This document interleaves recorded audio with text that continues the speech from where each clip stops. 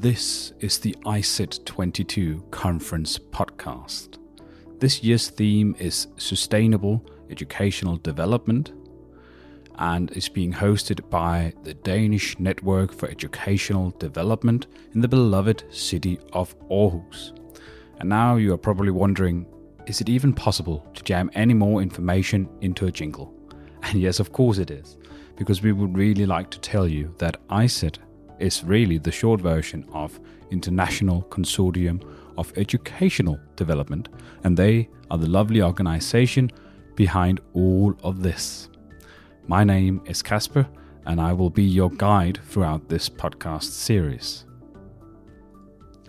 In the last episode, we talked about higher education in Denmark and how we as educational developers can work with the SDGs, the Sustainable Development Goals. In this episode, I'm once again joined forces with Jakob, Ravn and Mette Krogh, where we are going to talk about the 7 subthemes of the ICET 2022 conference, with the overall theme being Sustainable Educational Development.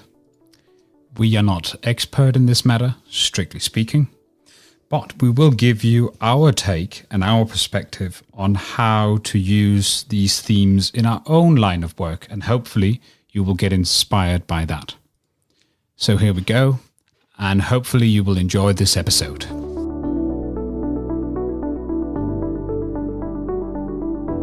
And one of the first sub-themes we're going to talk about is the sub-theme Access, Equity and Diversity. And to start this debate, I'm just going to throw in some statistics and some numbers from the Danish educational system. And in the Danish educational system, 97% of all children finish primary school and pretty close to secondary school. The lines are a bit blurry, but most of them, 97%, get through that. And 80% get further education after that. They get either a technical education or a higher education. So that's I think is a pretty significant number. In terms of gender, it's 82% of females who take a degree higher than that, or 78% of men. So those are the numbers, and what are those numbers on these SDGs sort of bringing forth? If you throw the ball to me, so to speak. I do, Mette. I'm looking intensely at it. Well, I think first of all, my comment would be that we seem to be quite spoiled in Denmark with those statistics. We cannot demand any more. I think we have a very high number of educated young people in Denmark.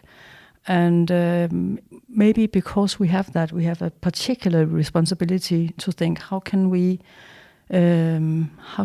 use that resource to support access, equity, and diversity in other parts of the world. I think we have a huge responsibility to use our high levels of education, I do also believe that education, the fourth sustainability goal, education is actually the base or the fundament for all the other goals. Because with education, with more knowledge, we can fly to the moon or to Mars or anywhere. And most importantly, we can take care of our future. So I think we have a good situation in Denmark, but we have the responsibility to look outside our borders. Yeah, and I also think that beneath the impressing numbers, there still is a way to go, because we still do have unequal inclusion of different populational groups in Denmark. We do have difference in the access to higher education in different regions. We do have that it depends upon your your background, your family background, to what extent you access higher education. So there's still way to go in developing equal access, and also to make use and value of the diversity in higher education. I think that we have a lot of diversity in higher education, but do we know how to actually use that diversity in the classrooms, for example? Do we really use the both international and national differences that people come with in our learning process? And I think that we can still learn on those topics. Yeah, and also maybe educational developers in particular. I mean, you and me and all the other ones coming to our conference, we have a responsibility to communicate to our country, neighbor countries and other countries in the world, how we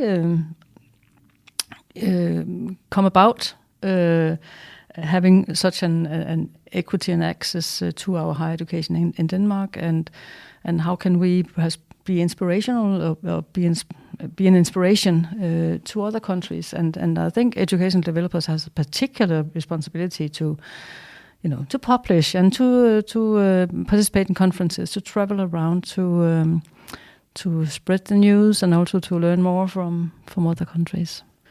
But just another little fun fact that sort of came into my mind when Jakob was commenting on the troubles we still have, because coming from an international perspective, when you have free and open education like we do in Denmark, and are very privileged to do so, we even get a scholarship so students can work full-time on their education, more or less. If you're living in an expensive place like Copenhagen, it's not really possible, but it's a nice gesture to sort of get you on your way. But some of the statistics shows that if your parents only go to elementary school and haven't had any further education than that, 65% of their kids don't get a higher education than that. No, only 65% of them go, I'm not going to use that because that's blah.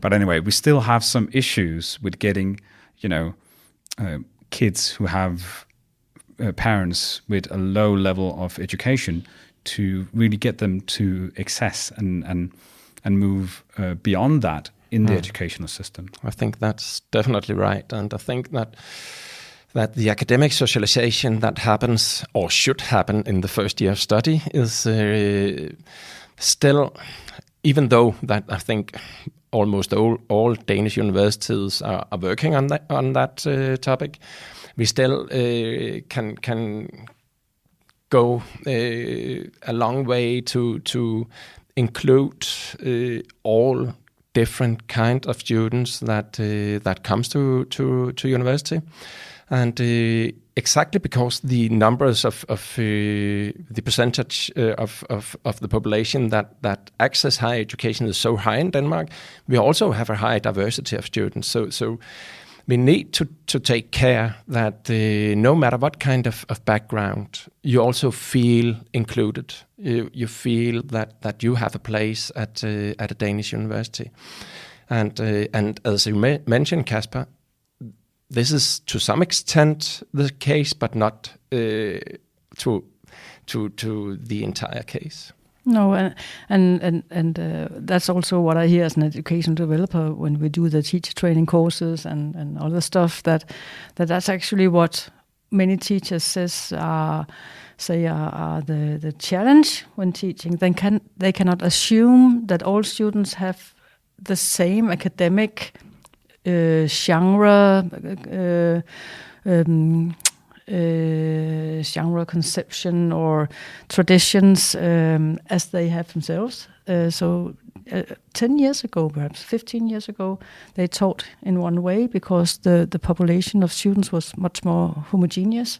Today it's much more diverse, and they actually have pedagogical difficulties in knowing all these kinds of students enough to do their to conduct teaching accordingly. Yeah, and actually, just to give a little bit of background to some of the internationals there, the universities have had a higher uptake the last 10 years or even more maybe in Denmark, and really have become quite bigger institution than what they used to be, actually to a point where some politicians say we need more regular students with technical skills and more vocational occupation to actually fill that gap. So that's a totally different sort of issue. But luckily, that's not our issue. We should not solve this on the conference. So now I think we'll move on to one of the next sub-themes.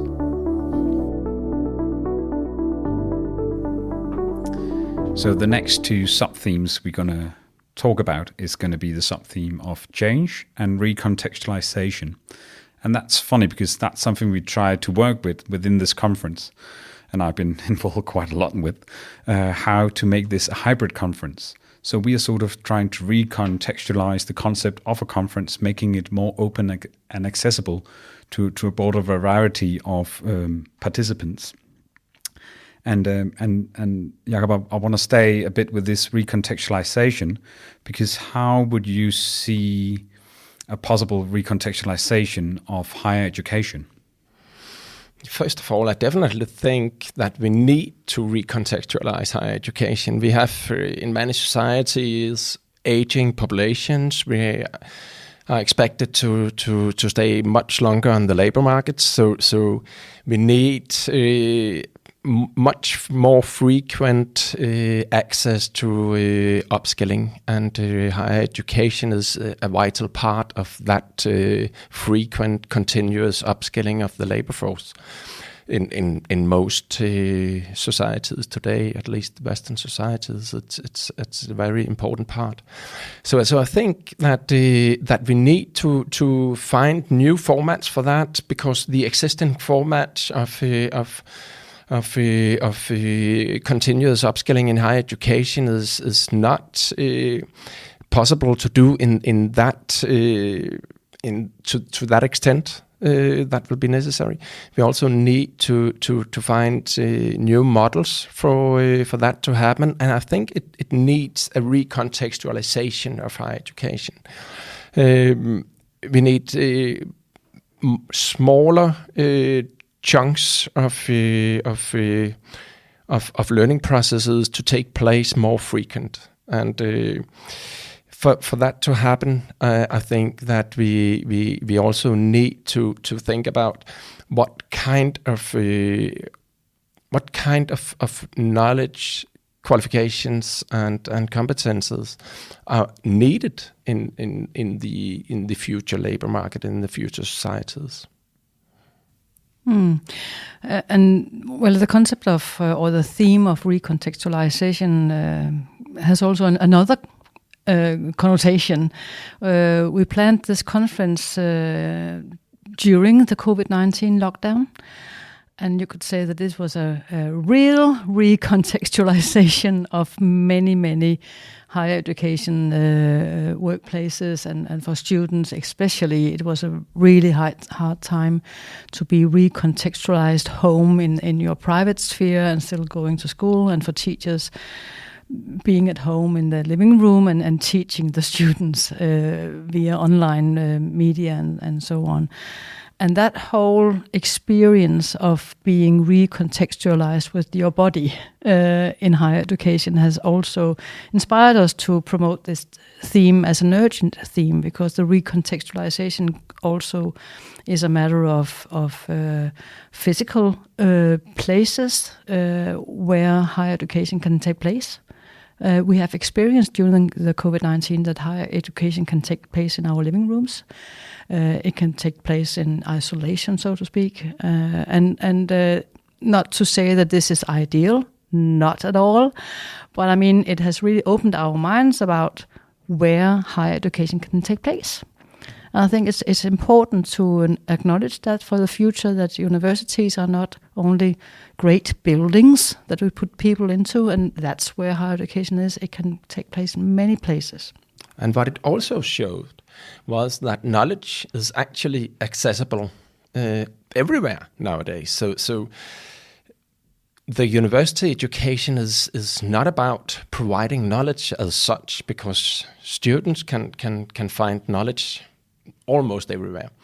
So what is higher education basically about? It's when it's not about knowledge transmission. What is it about? And I also think that COVID-19 showed us that yes, we can provide knowledge transition in even without the physical universities, but we do lack a component of higher education, and we do lack the social component of developing the students. So I think that kind of interaction is something that we still need to find ways to do if we want to transform education to more online and hybrid formats. And I really like that as an e-learning consultant, because MOOCs, massive open online courses, have really been a force for a long, long time.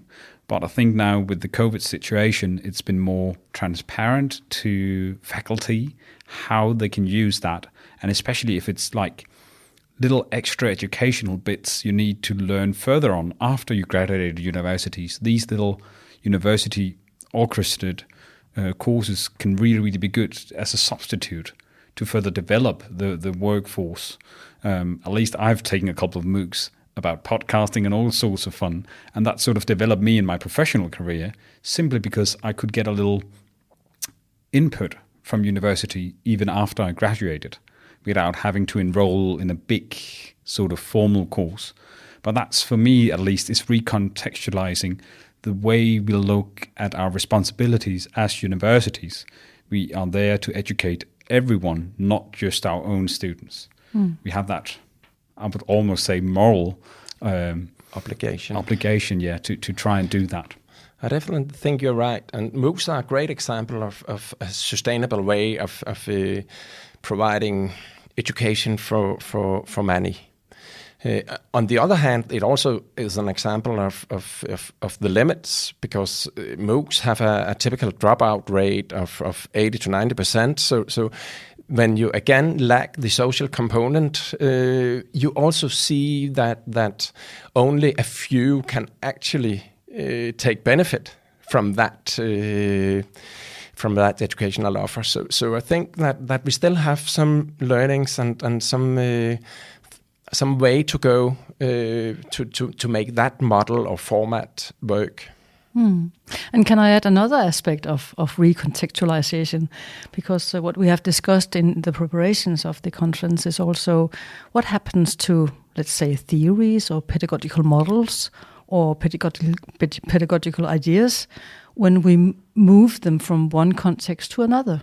I mean, in a Danish context, we can benefit from some models, some pedagogical frameworks, and they are not necessarily as good in other countries because the context doesn't fit, maybe. So the recontextualization concept can also be understood as moving pedagogical models or pedagogical values and pedagogical ideas from one context to another. And being more aware of that, I think that we as educational developers can contribute to developing higher education much more if we are willing to challenge ourselves when we move from one context to another, and the necessity of doing so. So we are not just using a pedagogical framework on our own context and thinking this is the only one to use. We could also think about what happens if we changed the context and used another framework in another context. Thank you so much for your input. Yeah, so the next sub-themes I would like to talk to you about is the sub-theme of resilience and well-being. And in terms of well-being, I can tell you that around 12% of the university students say that they sometimes feel lonely. And up to 20% of the university students say that they are stressed in their daily work. So Jakob, is that something you have a comment for?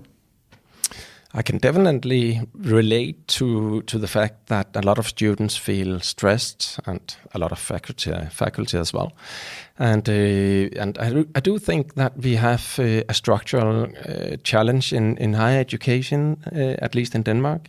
We do have a lot of examinations and assessment of our students, and it is quite stressful. Even before they enter higher education, they are only selected upon their grade point average. When they then are in higher education, they are also in a lot of different areas. They are selected in relation to how they perform in exams. So, and also among students, there's a high competition in many programs and in many universities. So I think the environment in higher education is stressful, and I do believe that it's a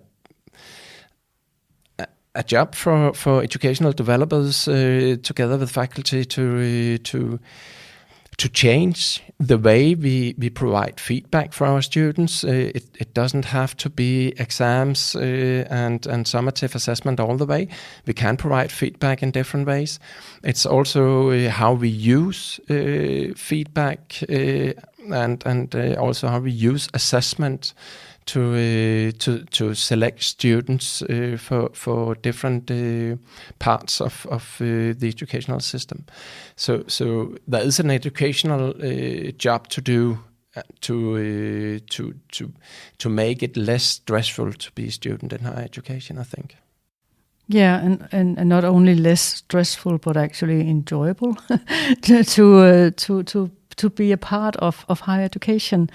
And I think that's what we also need to focus on when we do teacher training, to have teachers to acknowledge that it has to be comfortable to be in class and to attend classes and to work with the atmosphere in the class and how a group works and how students can interact with each other to avoid the loneliness, to avoid a very competitive environment.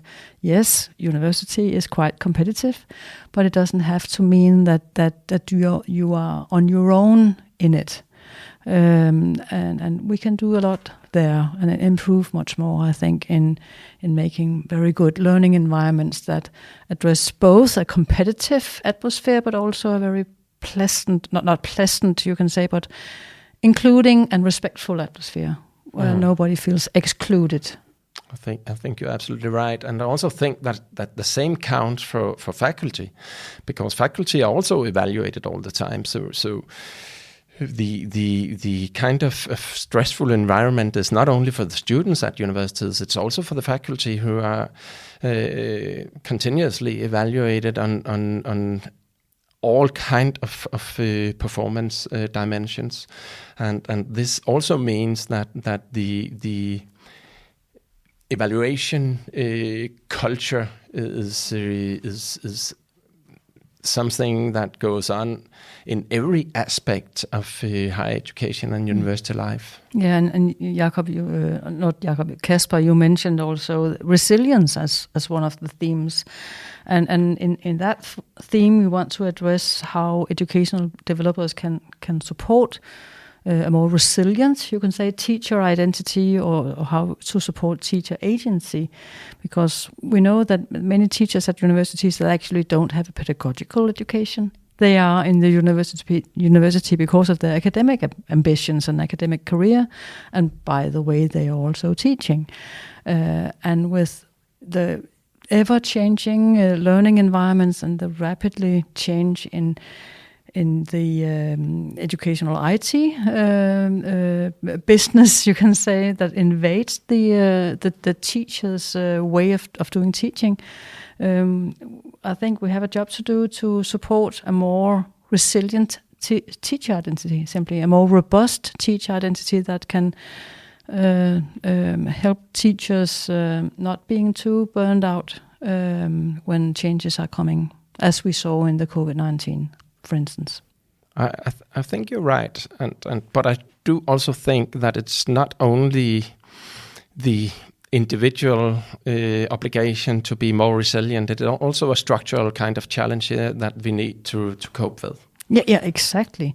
And in my view, resilience is a way of being an individual in a collective. Is how to read the codes in a social environment, and it is being aware of strengths and where you are vulnerable, and most importantly, know where to get help and where to reach out and where the resources are around you. That's resilience.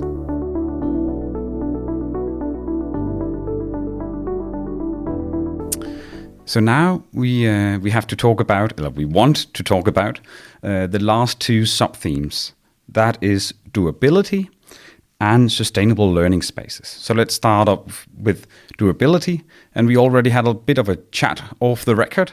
And we would really like to sort of talk about how lasting educational development solutions really have to have a synergy between what management wants and needs and what faculty demands and have their needs about. And Jakob, you would like to comment on that?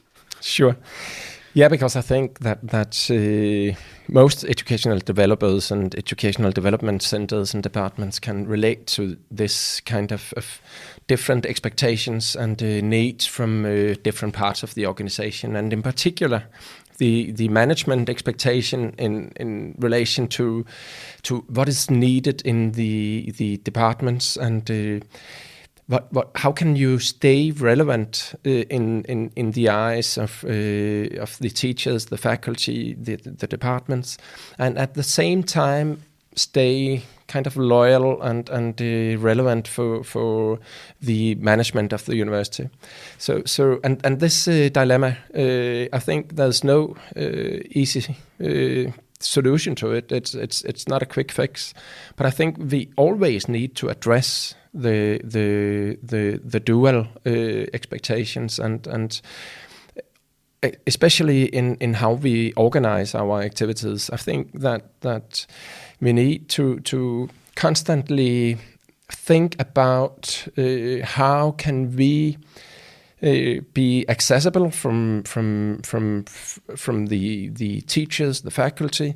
How can we stay in dialogue and be visible from their perspective, and at the same time also have that kind of relation and dialogue with management. Yeah, because if you don't do that, then the solutions are not going to be doable, because then one fraction, if you can call them fractions, would oppose it and trying to do a new sort of a new project or something like that. So we really need to think them all in to those kind of solutions.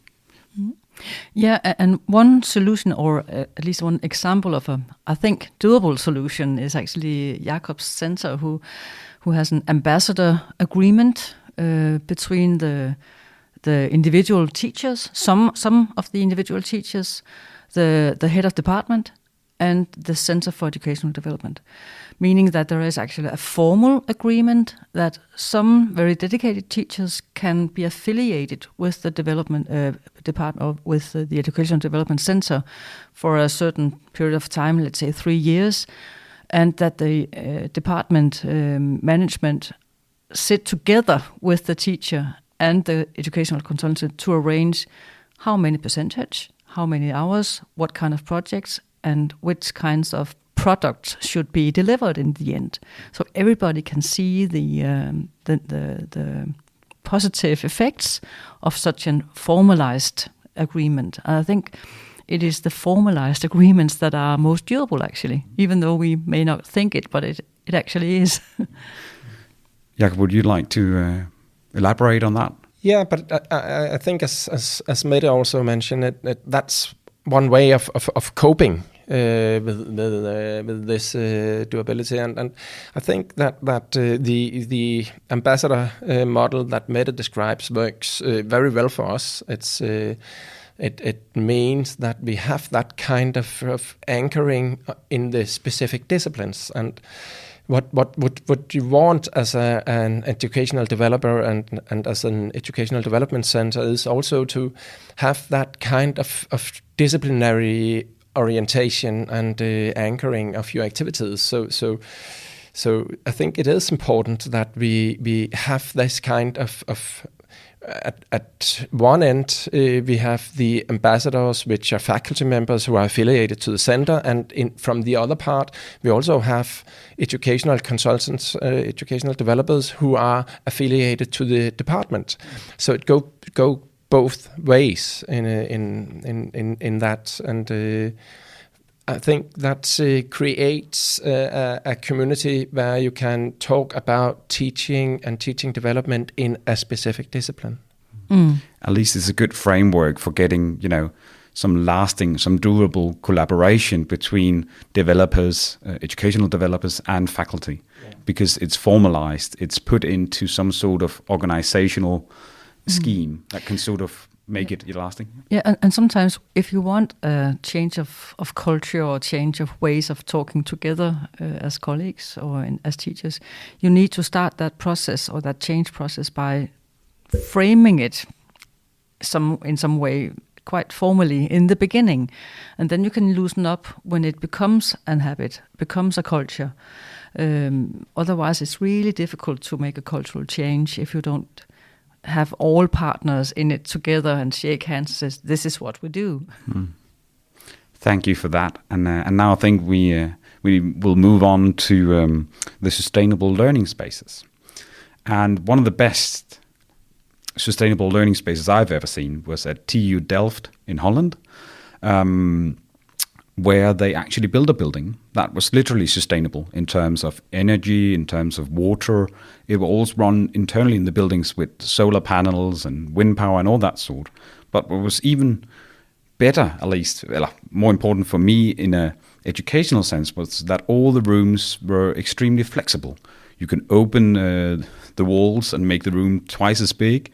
You could close it off even more, so you had little group rooms, and you could move around, and there was many small places where students could do their work that could also turn into a classroom. And that flexibility, in my sense, was very, very sustainable in the way they have built that. Yeah, and it's a great example of thinking the architecture and the climate and educational opportunities integrated into one building. However, many universities around the world are established old buildings, and many universities don't have the money to install such a great example as in Delft. But you can do a lot as a teacher by viewing or acknowledging that a room can have more functions than just sitting at tables with the students or sitting in lines or so on. And maybe sometimes it's really, really small things that can change a learning environment to be sustainable. For instance, having chairs with wheels on instead of chairs without wheels. It makes a huge difference for that room to be flexible and for the students to feel engaged in many different ways. They can move together in small hubs, they can split around, they can easily change groups and so on. And it's really, really a small difference. But it makes the room more sustainable for educational change, in my view at least, and also my experience with rooms with or without chairs with wheels on. But sometimes it's just also about where can you get power for your laptop or whatever equipment. Yeah. Because many of these old rooms only have like one or two power circuits, and that's an issue at least. So we need to design for that flexibility and all that sort. Yeah, and it is extremely difficult to design something that is sustainable 100 years ahead. I mean, do we actually need power plugs in 50 years? Who knows? It might be that you just laugh at power plugs in 50 years. Everything else is unplugged. So why should power still be plugged in 50 years? So what is a sustainable building in that sense? I think that we should try to make the building as flexible as possible, but at the same time, it also needs to be possible to maintain. For example, it should be possible also ease of use for the teacher. That means it's also recognizable. You can go into a lecture hall and you immediately know where to position yourself. So we also need to replicate that kind of recognizable environments. And when we have experimented with very experimental designs of the learning spaces at CBS, some of our experiences is that both the teacher and the students feel in the beginning very confused about where should they position themselves, what kind of roles are they expected to take on. So there's a lot of training and it takes much more energy for both the teachers and the students in this transition when they learn to use the more experimental learning designs. Yeah, and what you're saying is perhaps also that it's part of the teacher's pedagogical repertoire to know something about what a room, what affordances in the room invites to which activities, and you as a teacher can actually use these affordances in different ways. And I think prior generations may not be so enculturated in that way because the rooms were so strictly one-dimensional in their use. For instance, the lecture room, that we don't have the fantasy to imagine other ways of using that room. So you can almost talk about a sort of architectural or spatial literacy among teachers that we have to develop, actually. But what I think in this is really that it should be able to do that. It should be able to do the old fashion, if we can call it that, the classical setup. That should really be a possibility, but it should also be possible to do a little more flexible spaces. I've seen some new universities buildings where they put the tables down and nail them to the floor. Like that's a next level kind of a thing, right? And then some other places where, because of the power supplies, they actually almost nailed them to the floor with extra wires because it wasn't designed, the building, to have power plugs. So it's just more to say that it needs to support the classical setup, but I think it would be very, very unsustainable to lock it into that setting more permanently. But Kasper, can I just mention? I think you also touches upon something that we also we talk from an educational development perspective, but what you also point out is that we also need to look at financial sustainability in the sense that if you don't nail something to the walls or to the floors, then it demands more support from the campus service department, for example, or from the IT support department. And so there's a sustainability 360 degrees around the educational environment. And I think we need to be all together to have these different kind of perspectives, and the educational development perspective would definitely go for the multi-flexible kind of design, and then we have to meet other kind of sustainable demands for the learning spaces. But you could also see at a full campus when you're talking about that, so you can have different types of rooms. And I know we like to duplicate, and from a campus service kind of perspective, duplicating everything and just make it times 10 is easy, but you could have, like, let's say half of them were pretty stable, everything nailed to the floor, and then 5 rooms that were a bit more flexible. So just thinking about the campus location as a whole more than maybe the individual room. But anyway, it's at least something we need to established, we need to talk about. And I think we as educational developers have to be more involved in those kind of things, at least to make sure that they fit both the educational profile and the running of the rooms on a daily basis. And now we are talking about physical spaces. We could also talk about the online learning space and talk about, is that actually more sustainable maybe than the physical spaces, because it requires no cleaning, maybe a plug, but and maybe some other types of caring, you could say. The e-learning consultant would say there is a lot of cleaning going on in the online spaces. But that's also a learning space that we have to consider. And we have learned so much during the COVID-19 about how to create a good learning environment online.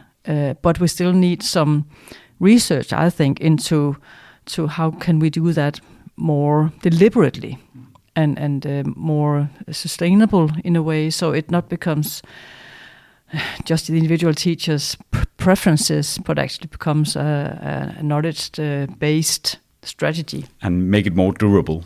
Exactly, exactly. It seems like the recognizability of the design is also important in the online, in the virtual environment as well. So the students actually, some of the feedback we received during lockdown were that since each individual teacher built up their own version of an online course in a very few days or weeks, they experienced that it was so confusing. They didn't know where to find different things. They didn't know where to participate, where to post their comments, and because there were different ways of using the online learning environment. So again, I think it's also important that we create that kind of it should be recognizable and still flexible, so it can accommodate different kind of learning design. But then we are touching upon the Danish teachers' autonomy and independence, as we talked about earlier, and that's really where that becomes difficult. But yeah, it's the same all around. We have the same talks at our university. So definitely have a look at how we can make also the online space sustainable and durable. Durable in terms of lasting change and recognizability. Yeah. Thank you so much for having this talk. You're welcome, Kasper. Welcome. And see you all at ISET 2022 in Aarhus. Great.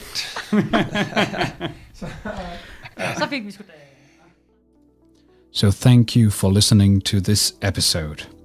In the next episode of the ISET Conference podcast, we will speak with some of the keynote speakers. This podcast is produced for the Danish Network for Educational Development. My name is Kasper, and I'll see you in the next episode.